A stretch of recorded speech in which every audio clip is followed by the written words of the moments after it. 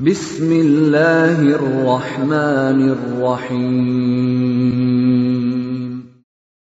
وَلْتَكُنْ مِنْكُمْ أُمَّةٌ يَدْعُونَ إِلَى الْخَيْرِ وَيَأْمُرُونَ بِالْمَعْرُوفِ وَيَنْهَوْنَ عَنِ الْمُنْكَرِ. Assalamualaikum warahmatullahi wabarakatuh. Alhamdulillah wassalatu wassalamu rasulullah mabad. Allah berfirman, wajahidu bi amwalikum wa anfusikum. Berjuanglah kalian, berjihadlah kalian melalui hartamu dan dirimu. Hampir semua ayat-ayat berjuangan dan pengorbanan itu dimulai dengan bi amwalikum, harta kalian, harta kalian. Saya mengajak secara praktis dan kami sudah buktikan.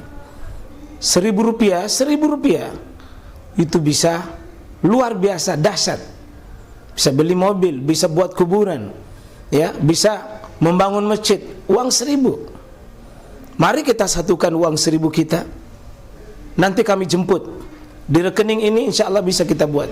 Di rekening ini insya Allah kita buat sebuah kekuatan umat dengan Rp1.000. Rp1.000 dahsyat. Makan dan minum itu perintah luas bulan usaha.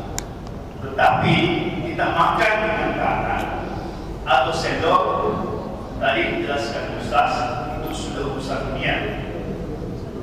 Tetapi percaya saya ada kepada Anda memakan sendok atau tangan, pilihan tangan kanan dan tangan kiri bagaimana Ustaz? Betul.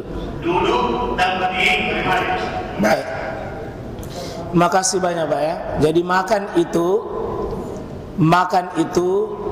adalah bisa menjadi mubah, tetapi ketika kita makan dengan benar Pak, itu bisa menjadi diniatkan mubah. Untuk niat yang benar itu dapat pahala jika dilakukan dengan niat benar, cara benar. Saya sudah buat tulisan di sini, adab makan kurang lebih 40. 1. Bismillah. Jangan makan tanpa bismillah. Jangan minum tanpa bismillah. Kedua, pakai tangan kanan, Pak. Tidak boleh tangan kiri. Jelas dilarang ini. Kecuali tidak ada ini.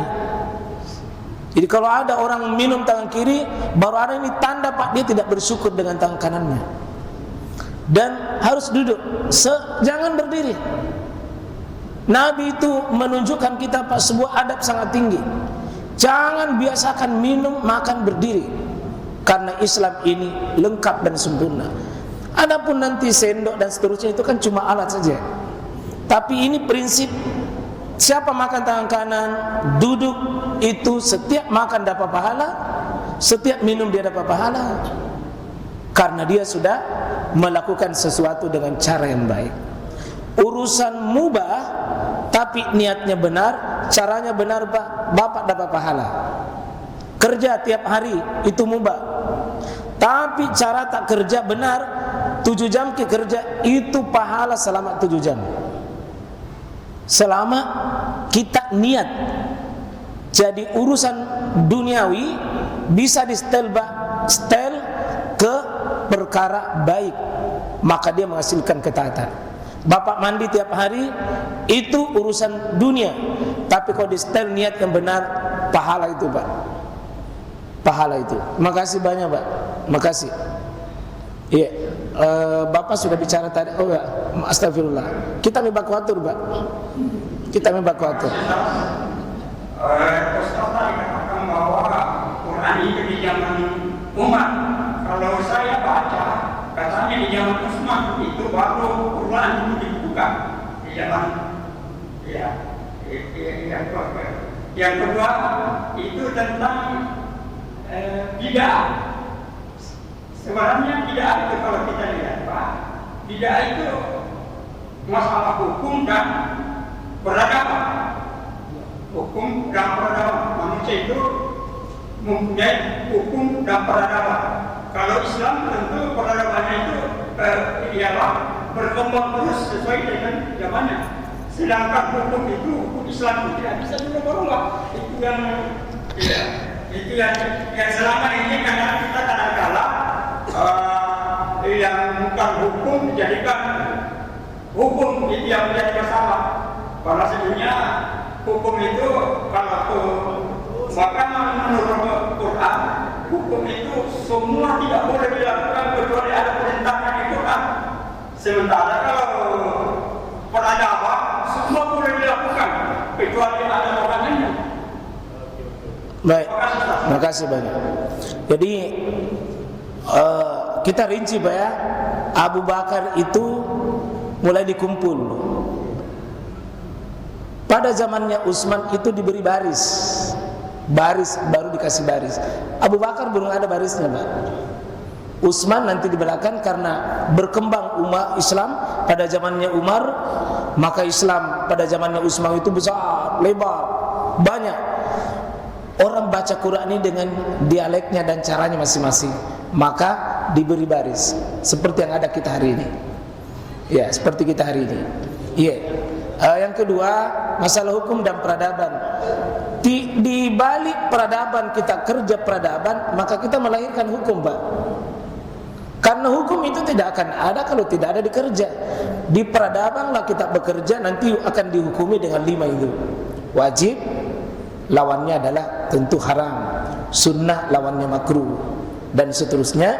Di tengah-tengah itu adalah mubah. Bagaimana muncul ini hukum oleh para ulama adalah dengan adanya sesuatu yang dibuat inilah yang menghasilkan nanti peradaban. Seperti itu Pak. Terima kasih. Yang lain?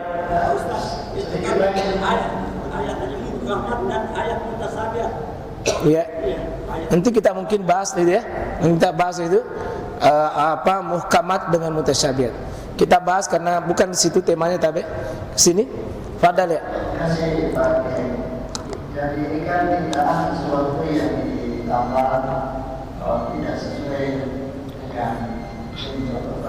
Bukan cuma ditambah Pak, sesuatu juga dikurangi. Sesuatu yang dikurangi. Ditambah dan dikurangi.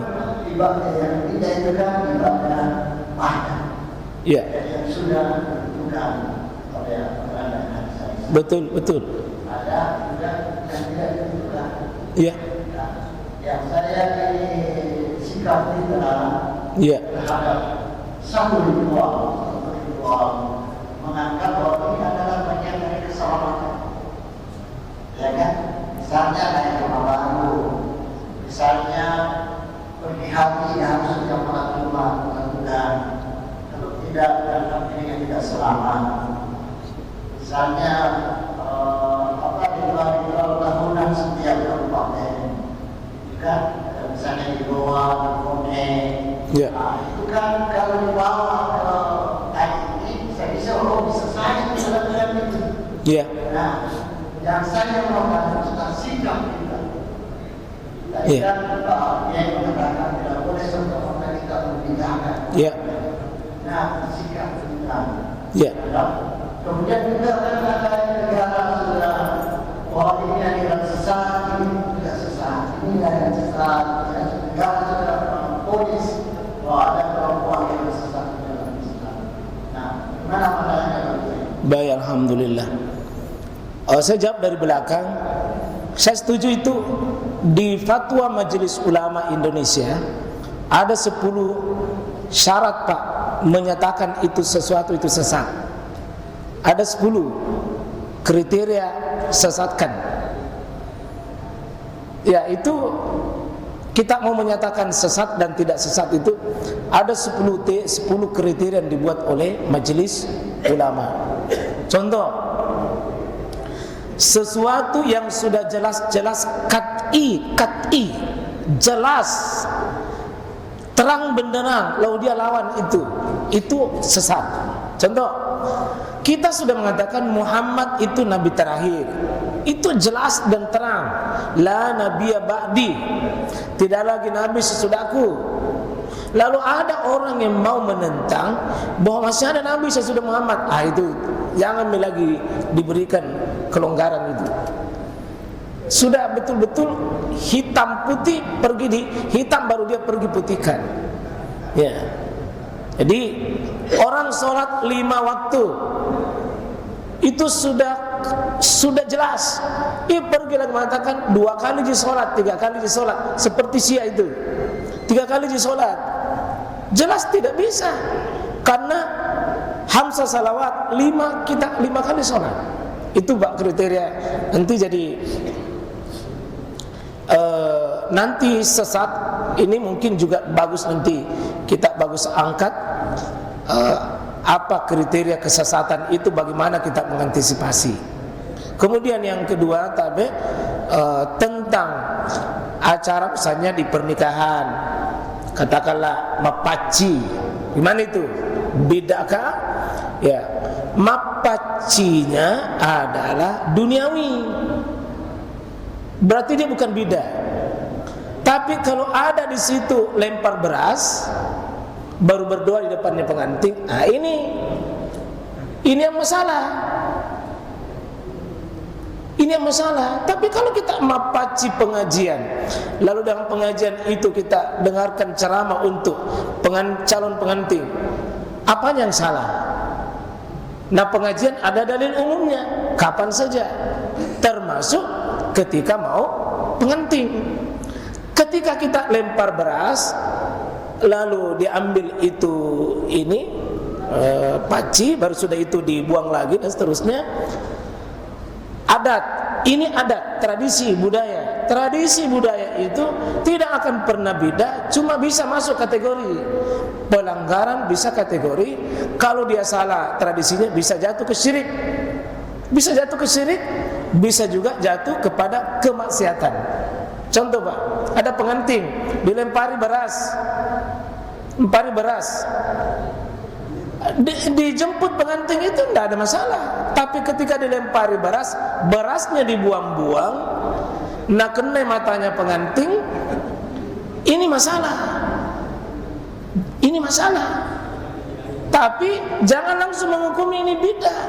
Kita hukumi dulu adalah kesalahan, tetapi tidak semua kesalahan itu Pak harus dimasukkan dalam perkara bidah. Masuk rumah baru itu Pak ada doanya secara umum. Bismillahi masya Allah wala quwata illa billah. Naik mobil baru, Bismillahi masya Allah wala quwata illa billah. Kapan?